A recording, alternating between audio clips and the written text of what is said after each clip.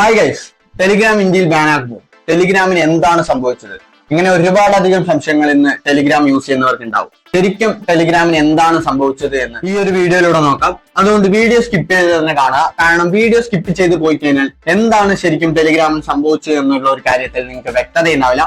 അതുകൊണ്ട് video skip ചെയ്യാതെ തന്നെ കാണാം. അപ്പൊ ഇതേപോലെ ഒരുപാടധികം യൂസ്ഫുൾ വീഡിയോസ് ഈ ചാനലിൽ വരുന്നതായിരിക്കും. അതുകൊണ്ട് ഈ ചാനൽ ഇപ്പൊ തന്നെ സബ്സ്ക്രൈബ് ചെയ്തേക്കാം, ഈ വീഡിയോക്ക് ഒരു ലൈക്ക് കൊടുത്തേക്കാം. പിന്നെ ടെലിഗ്രാം ഒക്കെ യൂസ് ചെയ്യുന്ന നിങ്ങളുടെ കൂട്ടുകാർക്ക് കൂടി ഈ വീഡിയോ ഷെയർ ചെയ്ത് കൊടുത്തേക്കാം. ടെലിഗ്രാമിന് എന്താണ് സംഭവിച്ചത് എന്ന് അറിയുന്നതിന് മുമ്പ് ടെലിഗ്രാമിന്റെ സ്ഥാപകനായ പാവൽ ധ്രുവിനും നിക്കോളായ് ധ്രുവിനും ഒരു കുട്ടിച്ചരിത്രമുണ്ട്. അത് എന്താണെന്ന് നോക്കാം. അതായത് 2006 വി കോണ്ടാക്ട് എന്ന് പറയുന്ന ഒരു സംരംഭത്തിന് അവർ തുടക്കം കുറിക്കുകയും പിന്നീട് അതിൽ ഒരുപാടധികം പ്രശ്നങ്ങൾ വന്നിട്ട് അത് ആ ഒരു കമ്പനിയുടെ സിഇഒ ആയ പാവൽ ധ്രുവിന് ആ ഒരു കമ്പനിയിൽ നിന്ന് പുറത്താകേണ്ടി വരികയും ചെയ്തപ്പോൾ അദ്ദേഹവും അദ്ദേഹത്തിന്റെ ബ്രദറും കൂടി 2013 പുതിയൊരു സംരംഭത്തിന് തുടക്കം കുറിക്കുകയാണ്. അതാണ് ടെലിഗ്രാം.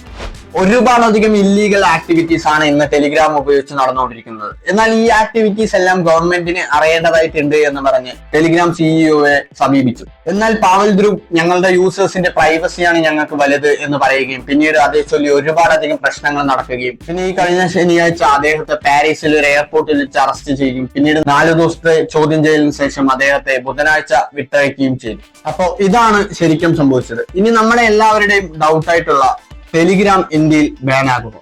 ഇന്ത്യയിൽ ഒരുപാടധികം കേസുകളാണ് ടെലിഗ്രാമിനെതിരെയുള്ളത്.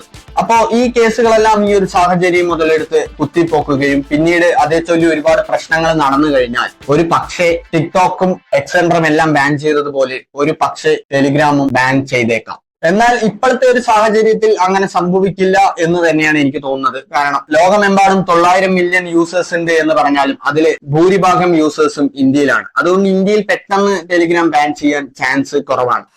അപ്പൊ ടെലിഗ്രാമിന് എന്താണ് സംഭവിച്ചത് എന്നുള്ള ഒരു കാര്യത്തിൽ നിങ്ങൾക്ക് വ്യക്തത കിട്ടിയെന്ന് ഞാൻ വിശ്വസിക്കുന്നു. അപ്പൊ എന്തെങ്കിലും ഡൗട്ടോ കാര്യങ്ങളോ ഉണ്ടെങ്കിൽ ജസ്റ്റ് താഴെ കമന്റ് ചെയ്യാം. അപ്പോ അടുത്ത നല്ലൊരു വീഡിയോയിൽ കാണുമ്പോഴേക്കും ബൈ.